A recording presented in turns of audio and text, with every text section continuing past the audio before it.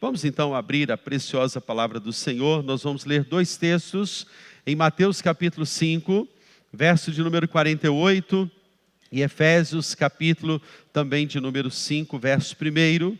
A preciosa palavra do Senhor. Eu quero pensar sobre a paternidade, uma missão que reflete a glória de Deus. Como essa missão, através da extensão da glória de Deus que somos, da graça de Deus para a nossa família, muito mais do que uma mensagem para os pais, uma mensagem também para a família nessa noite. Então vamos pensar na preciosa palavra do Senhor em dois textos, Mateus capítulo de número 5, verso de número 48, e também Efésios 5, verso 1. Diz assim: portanto, sejam perfeitos, como é perfeito o Pai de vocês, que está no céu. Efésios 5, verso 1, portanto, sejam imitadores de Deus, como filhos amados. Até aí temos lido a preciosa palavra do Senhor Jesus. Bem, quando nós olhamos para essa perspectiva da paternidade, muito interessante olhar para cada um de nós, porque Deus, lá no Éden, disse: cresçam e multipliquem. E através dessa paternidade que exercemos, aqueles que ainda não são pais e que serão pais, aqueles que ainda se casarão, sabem que o maior sonho de um homem é ser pai. E quando nós entendemos sobre essa paternidade, à luz deste texto, o primeiro texto que lemos, de Mateus 5, verso número 48, há aqui um imperativo para o meu e o seu coração, e são palavras do próprio Jesus. O próprio Jesus estava muito interessado que cada um de nós entendêssemos acerca da paternidade. E há o imperativo quando ele diz: sejam perfeitos, como é o vosso Pai Celestial. Então cada um de nós temos sobre nós um desafio de, no exercício da paternidade, nos aperfeiçoarmos.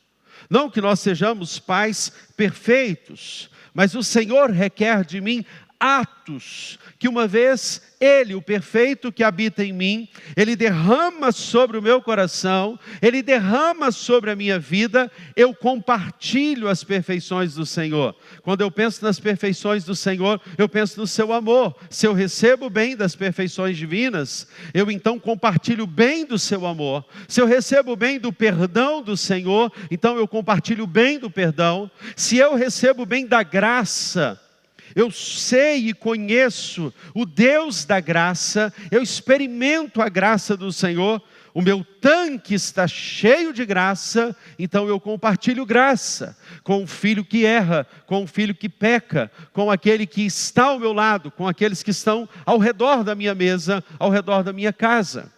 E é interessante porque, ao mesmo tempo que o texto de Mateus capítulo 5, verso 48, diz que nós devemos ser perfeitos, como é o nosso Pai que está nos céus, também a Bíblia diz: sede meus imitadores como filhos amados. Então, temos a paternidade e a filiação expressa nestes dois versos maravilhosos.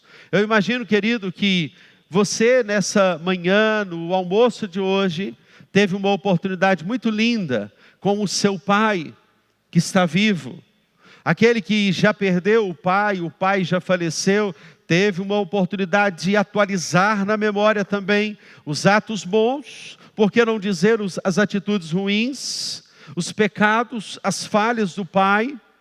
Mas você traz a sua memória e lembra de como foi a sua infância, dos legados, dos princípios, dos valores. Aqueles que não tiveram pais, nasceram, e aqui eu sei, quando eu olho para esse auditório, eu sei que há aqui pessoas que eu conheço que não tiveram pais, e que tiveram que superar, cresceram, ou talvez perderam o pai muito cedo, e tiveram que ajudar a mamãe a cuidar do restante dos filhos, porque era o filho mais velho. Não importa.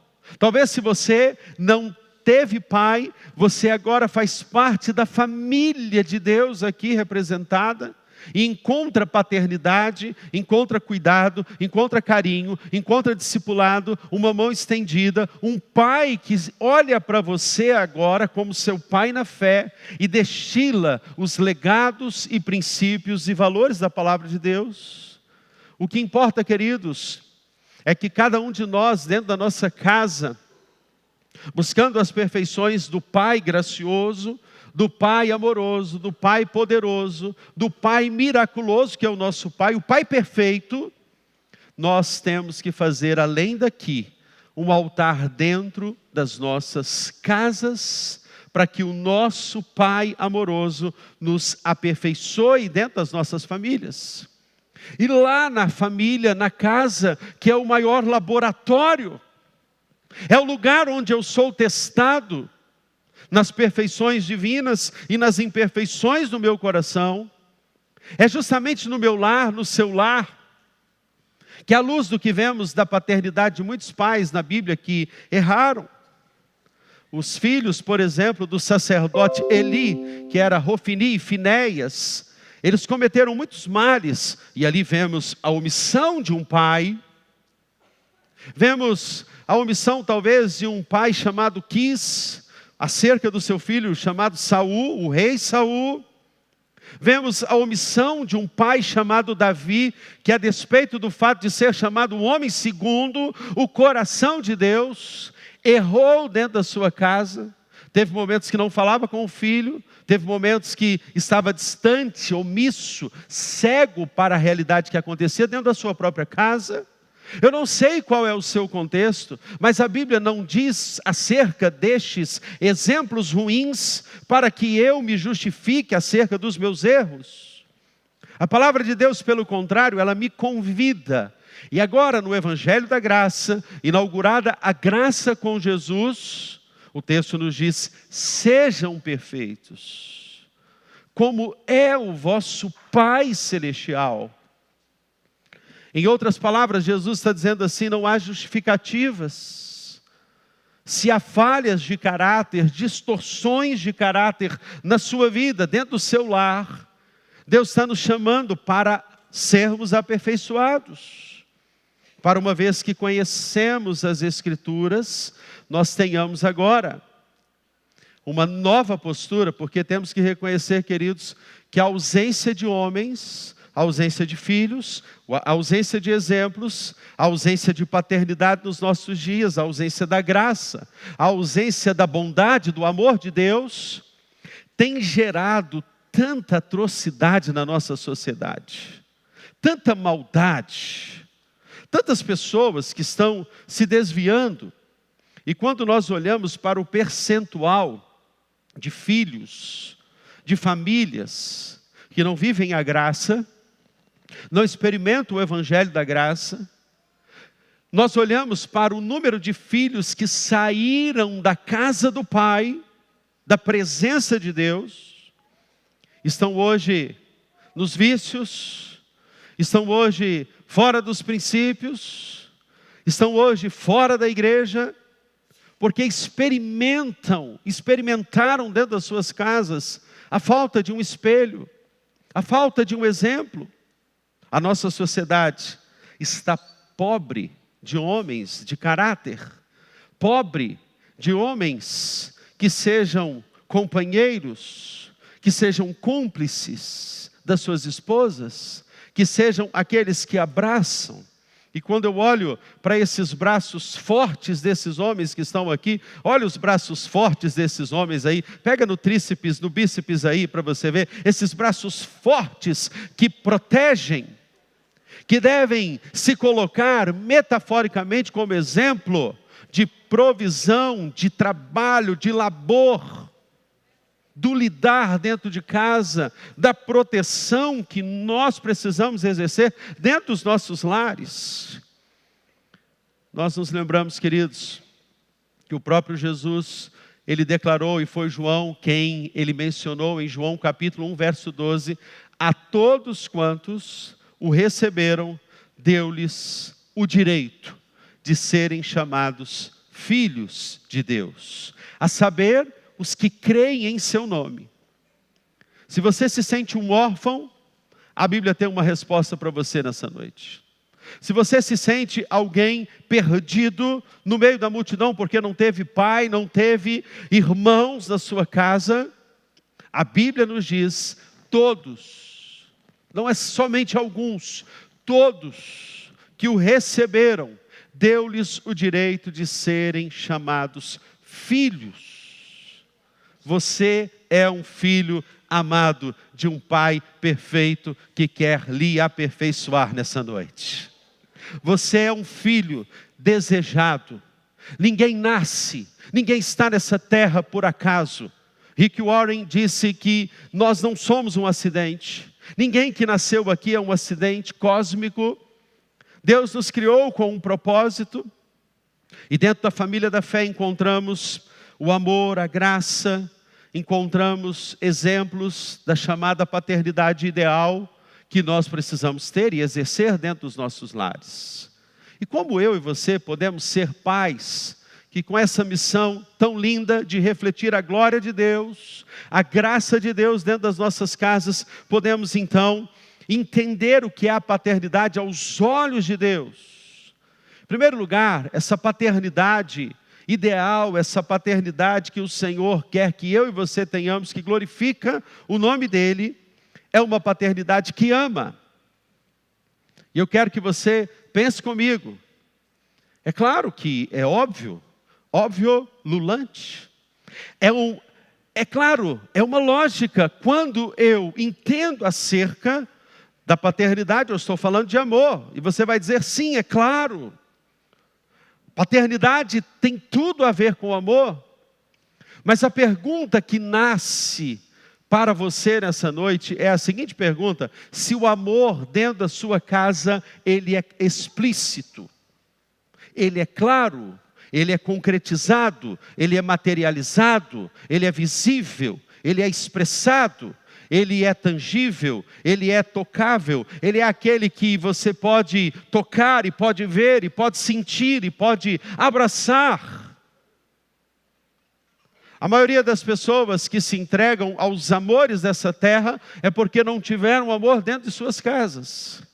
A maioria das meninas que vão procurar o pai que não encontraram dentro de casa, porque de fato não tiveram a expressão do amor genuíno. E veja comigo, querido, o que a palavra de Deus nos diz em João capítulo de número 5, a palavra do Senhor no verso de número 20, na NAA diz assim: pois o pai ama o filho e lhe mostra tudo o que faz. Sim, para a admiração de vocês, ele lhe mostrará obras ainda maiores que estas. O texto está dizendo que o Filho, Jesus, ele tinha uma convicção: o meu Pai me ama. Em João capítulo 3, verso de número 35, Jesus repete isso e vai dizer: o Pai me ama. O Filho, Jesus, estava repleto do amor do Pai. Ele entendeu que o amor do Pai não foi contido. E é por isso que dentro das nossas casas, dentro das nossas famílias, o amor não pode ser contido. O amor precisa ser expressado. Ele precisa ser visível. E quantas vezes, queridos, amar uma pessoa dentro da nossa casa significa também dizer não para ela. Porque nós, quando dizemos que amamos uma pessoa, a Bíblia diz que Deus, ele disciplina ao filho que ama. Então, o pai que ama, muitas vezes, ele vai dizer não ao desejo do filho para um propósito maior. Quando você diz não para um desejo, você está dizendo que você ama o propósito maior de Deus. Então, quando um pai ama, nem sempre ele vai dizer sim aos desejos do filho.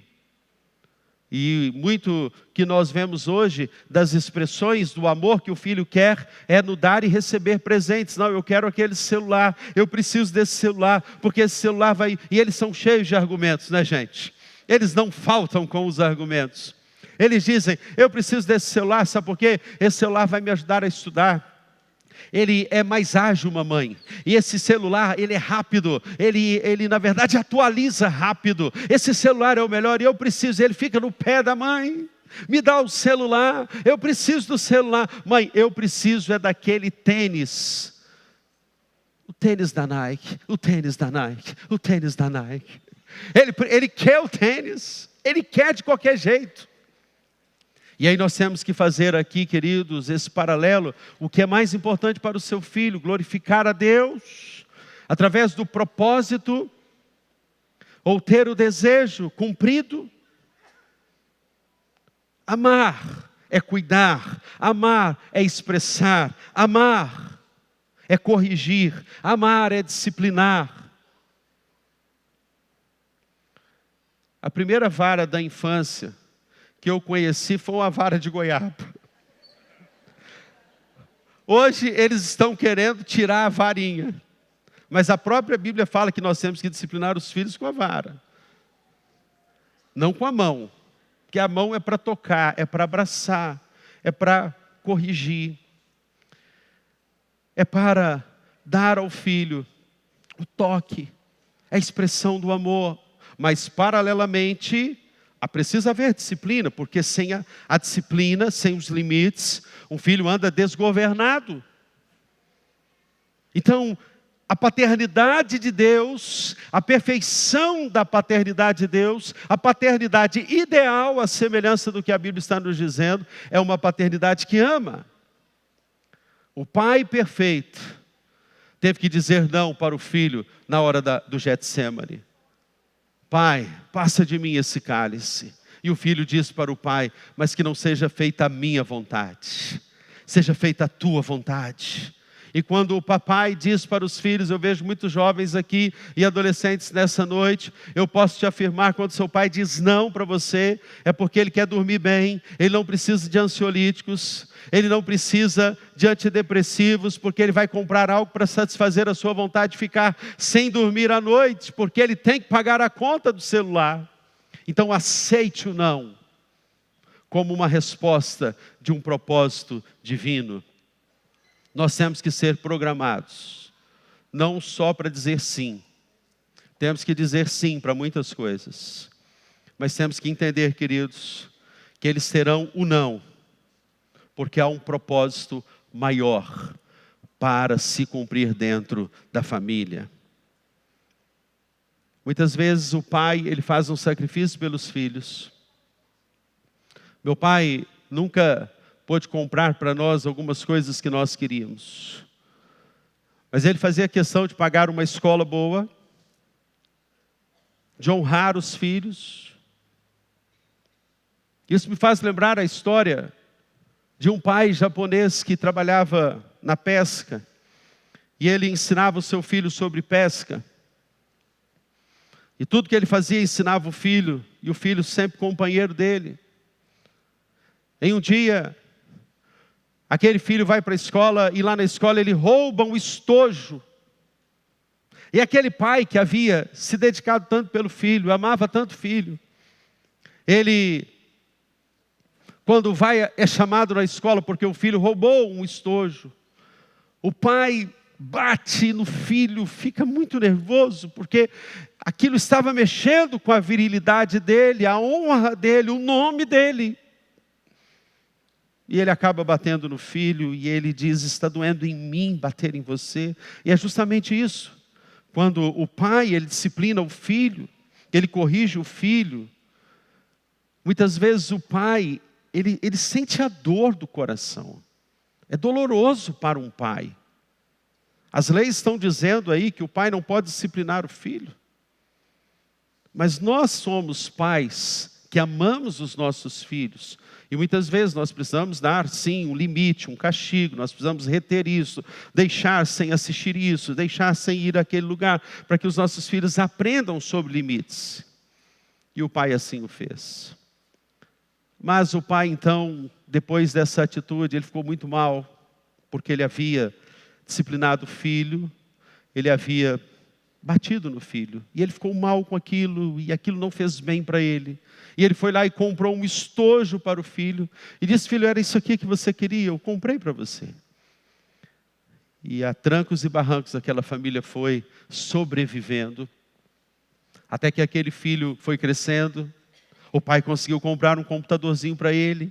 E aquele filho começou a estudar sobre TI, e começou a estudar sobre tecnologia, e começou a crescer, e foi para uma multinacional e começou a crescer. Só que o pai também foi envelhecendo, e foi adoecendo, e começou com Alzheimer, e aquele filho com os seus compromissos não tinham mais como cuidar do pai, e então coloca aquele pai em um asilo para cuidar. E ele indo lá visitar o pai, sempre, mas na sua correria, não podendo olhar o pai, porque era o único filho, não tinha como cuidar do pai, em uma casa, colocou no asilo.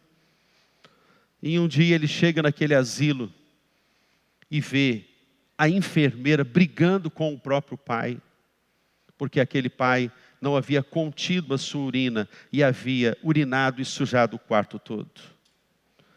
E aquele filho briga com a enfermeira e diz assim: por que você está tratando o meu pai assim? E aquele pai, sem conter a sua urina,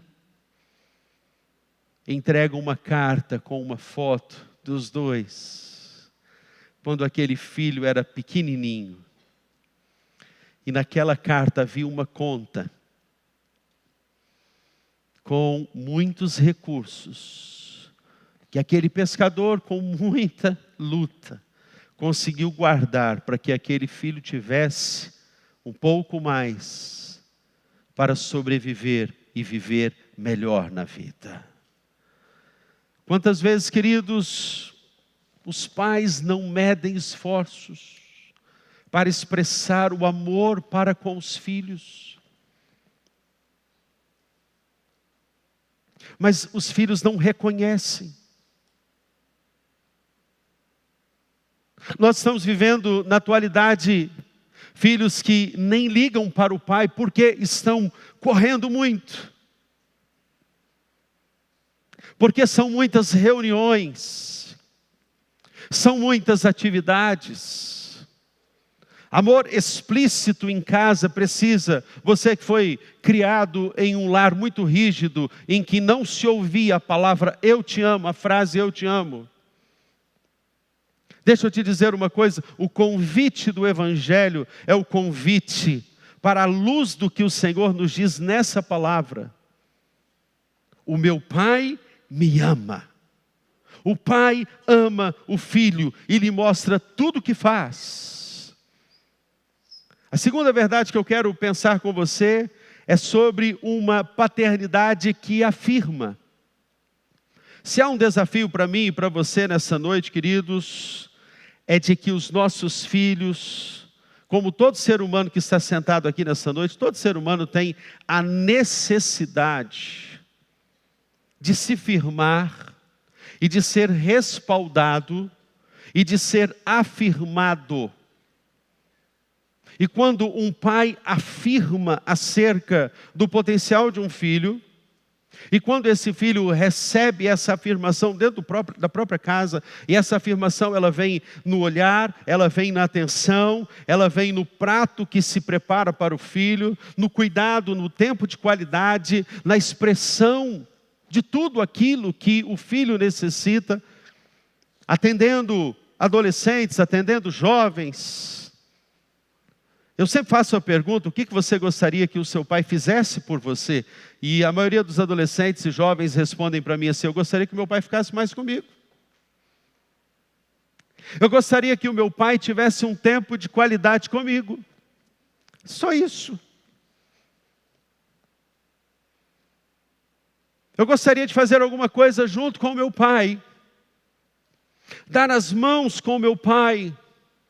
Estar com ele, assistir um filme com ele, participar de um momento com ele.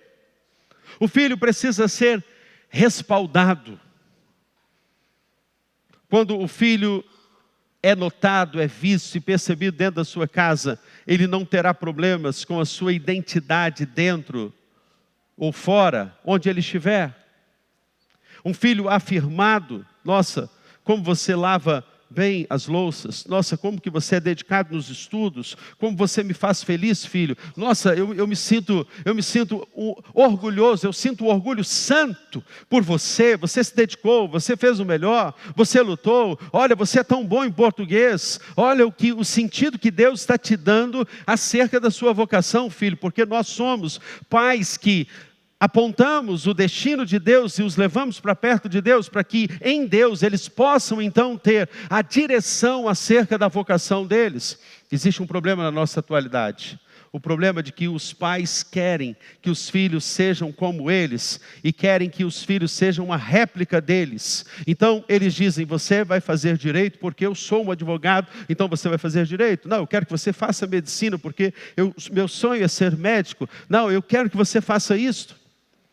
Eu me lembro de pregar no Paraná, no mês retrasado, no mês de maio, fui lá pregar para os jovens.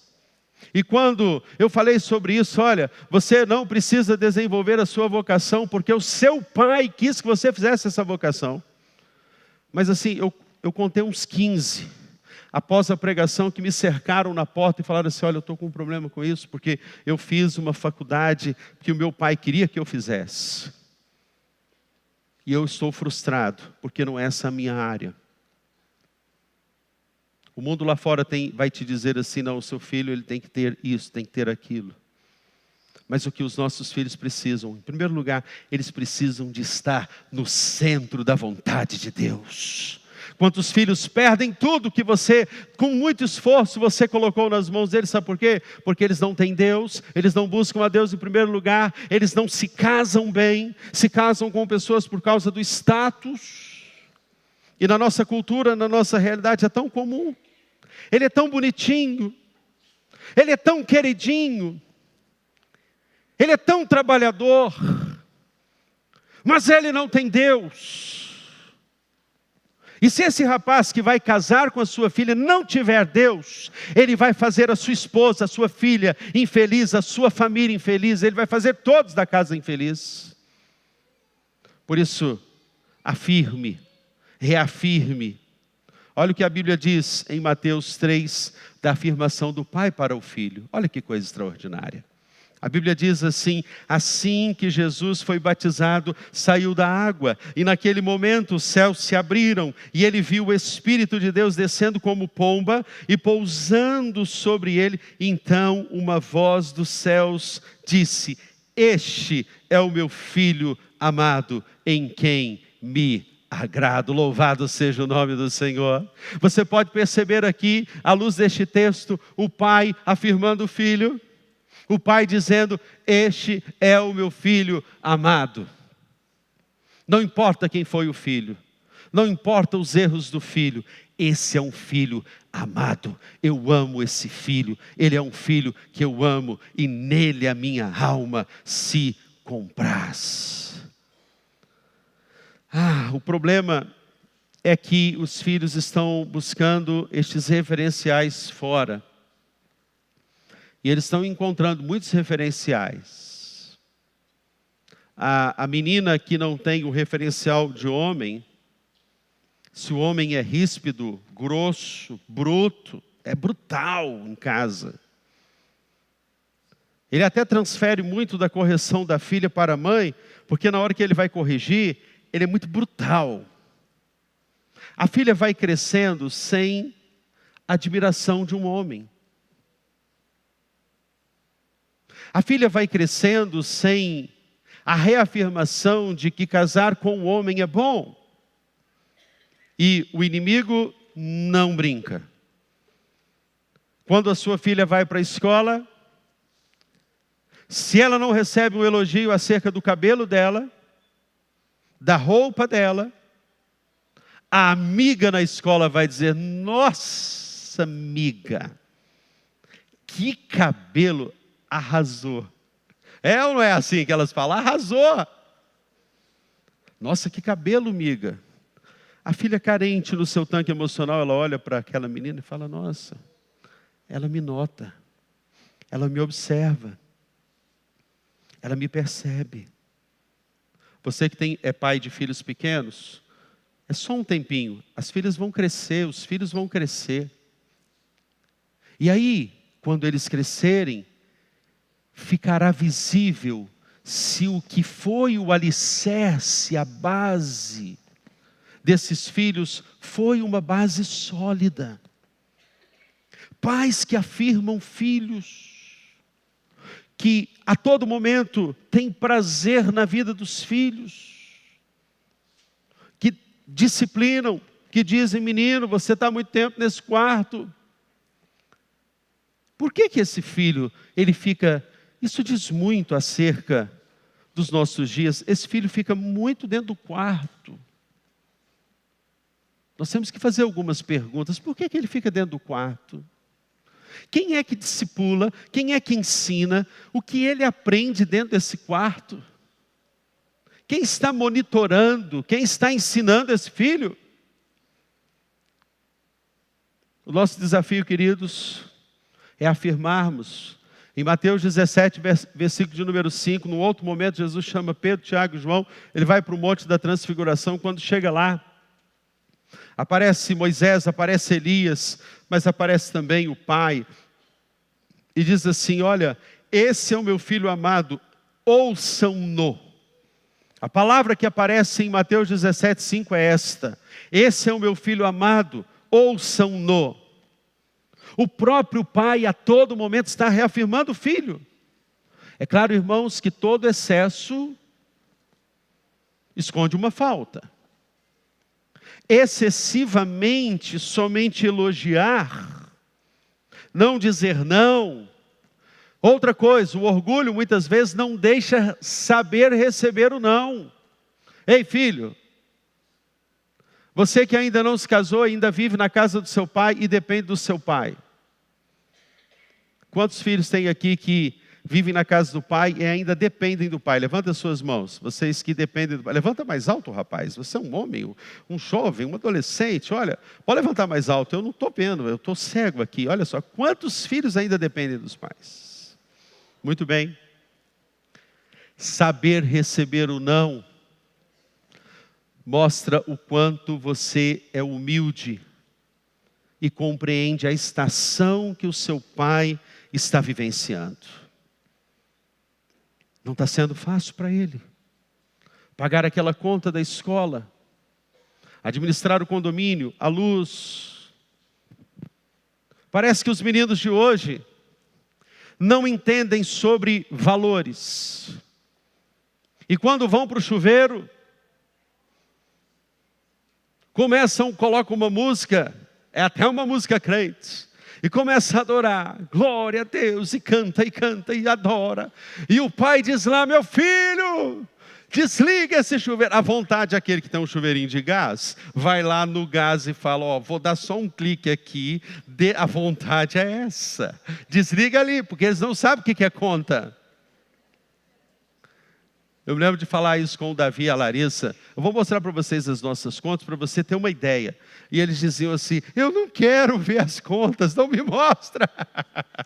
Não, vocês precisam participar das contas da família para entender. Fecha a geladeira rápido, você apaga essa luz. Parece que os meninos têm um acendedor automático que sai acendendo todas as luzes. E aí quando voltam, né, tem tantas luzes acesas dentro de casa. Será que esse problema é só meu, meus irmãos? Alguma coisa tem que mudar dentro das nossas casas. Será que é a forma de falar? Será que é o saber ouvir? Eu não sei. A paternidade perfeita me convida a reafirmar o amor, mas também disciplinar com o amor. Terceira perspectiva, uma paternidade que também inspira. Guarde isto. Pais excelentes serão aqueles que serão sempre o exemplo. Imagine você, querido, você como pai apontar o desígnio. Olha que interessante, o desígnio, o propósito, a meta, o alvo, que é Deus na vida deles. Dizer para eles: filhos, eu carreguei vocês como um guerreiro nas costas durante muito tempo. E a Bíblia vai dizer que os filhos da mocidade são como flechas, porque o guerreiro carrega as flechas até um determinado momento, mas depois eles precisam lançar esses filhos. Algumas coisas sobre paternidade, educação e ensino sobre filiação, nós nos esquecemos porque na nossa geração, quando se completava 18 anos, 19 anos, 20 anos, esse filho já era encaminhado para uma universidade, para um propósito, mas hoje estatísticas mostram que o percentual de filhos com 22, 25, 28 anos, mais ainda dentro das casas, está ficando. Permanece o número de filhos que não foram criados e projetados para enfrentar a vida. Então nós precisamos entender, queridos, que o Pai eterno nos dá o grande exemplo. Veja comigo o que diz a palavra do Senhor em João 5, verso 16 e 17.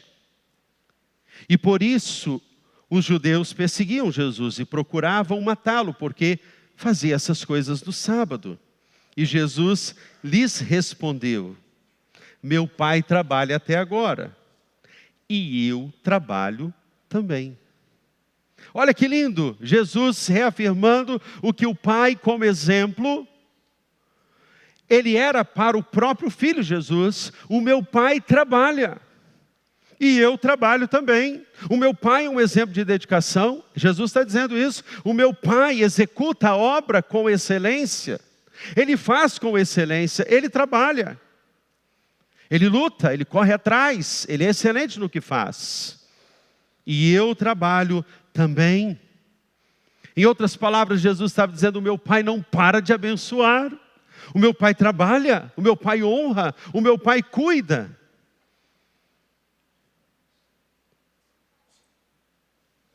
Muitos filhos escolheram o crime, porque não tiveram um exemplo de caráter dentro de casa.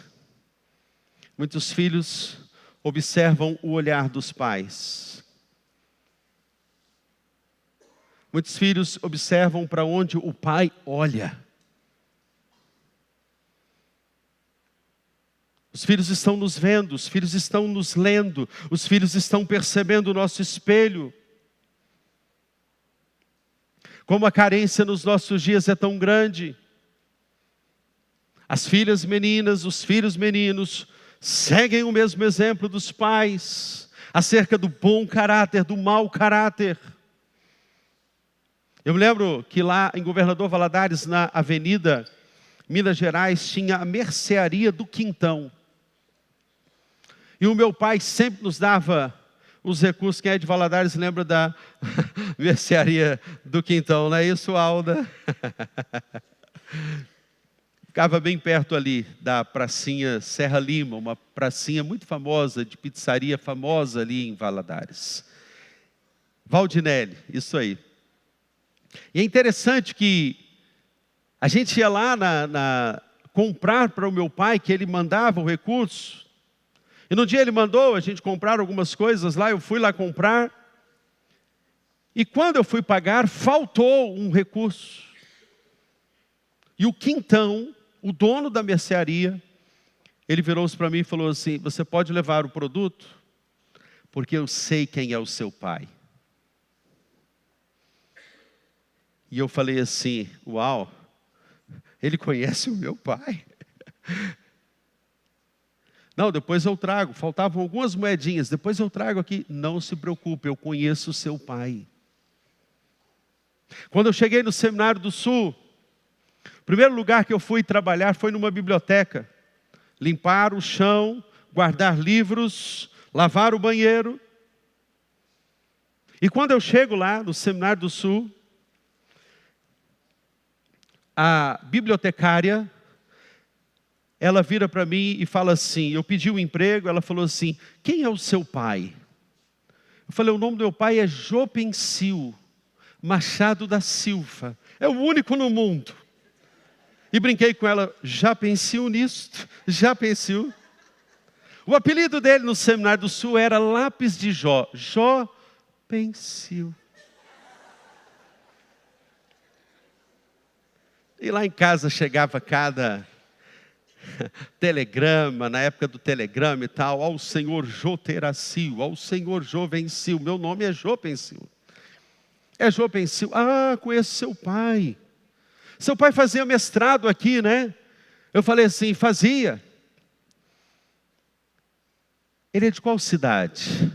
Eu falei, ele é de Campos, dos Goitacazes. Ela falou, eu sou de Campos também. O emprego é seu, rapaz. Eu descobri que melhor do que ser um bom estudante é ter um pai com o nome Jô Pensil. E seguir o exemplo do pai. Alguns dias atrás, compartilhei com a diretoria, fui contemplado por um mestrado na Universidade da Carolina do Norte. E passei por todos os processos, todas as provas. E para a honra e glória do nome do Senhor Jesus, agora nesse mês de agosto, estou iniciando, mesmo à distância, o meu mestrado na Carolina do Norte. Papai fez mestrado, papai trabalhou, agora o filho também vai seguir no mestrado. Glórias ao nome do Senhor Jesus por isso. Eu me lembro que o papai conta que na família de 13 irmãos, tinha uma horta que ele trabalhava. Ele colhia o alface, a couve, a taioba, ia vender no mercado de Campos dos Goitacazes.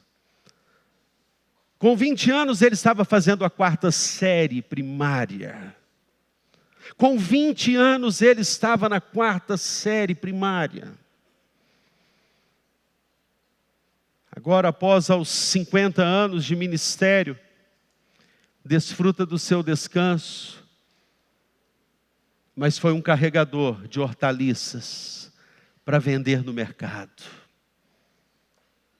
Quando os filhos não aprendem sobre o exemplo, a dubiedade, o dualismo, esse ato que existe na nossa atual cena que vivemos, tem demonstrado o quanto os filhos estão distantes dos exemplos. A Bíblia diz em João 5,19, vai mais adiante, que diz que o filho não pode fazer nada, só pode fazer o que vê o pai fazer. É Jesus dizendo sobre essa paternidade. Como é importante que os nossos filhos sejam inspirados por nós. Em último lugar, a paternidade ideal, que reflete a graça, a glória de Deus, é uma paternidade que ouve. É uma paternidade que ouve. Nós não podemos nos furtar, queridos, do privilégio que é ouvir os argumentos, as justificativas, mesmo que erradas, de um filho. Quando dentro de uma casa existe, não fones, mas existem ouvidos, vocês pais e homens, todos os homens que estão aqui, coloquem a mão sobre os ouvidos de vocês, coloquem as mãos sobre os ouvidos, para eu te dizer uma coisa, você precisa ouvir com o ouvido de fora, e você precisa ouvir com o ouvido de dentro. Perceber, sentir, estar na cena do propósito. Nesse mundo de tantos transtornos, de déficit de atenção que vivemos, são muitos estímulos. As pessoas são estimuladas por qualquer coisa. E é um grande desafio para cada um de nós irmos almoçar, talvez o único momento que tenhamos com o filho, a filha, sem o celular nas mãos. É um desafio para todos nós. Onde fazemos ali o paralelo entre o urgente e o essencial.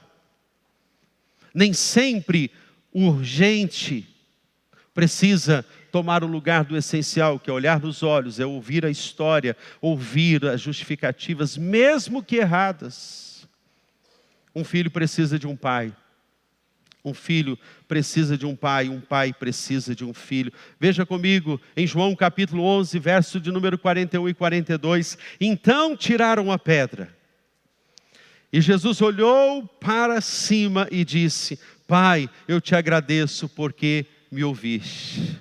Verso 42, olha que lindo. Eu sabia que sempre me ouves.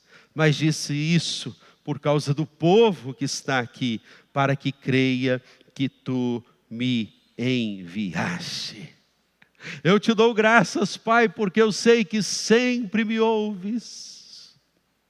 Os filhos podem nessa noite dar graças porque tem um Pai que ouve os seus sentimentos, ouvem as suas justificativas, ouvem aquilo que está num contraponto, na crise de identidade que eles estão vivendo.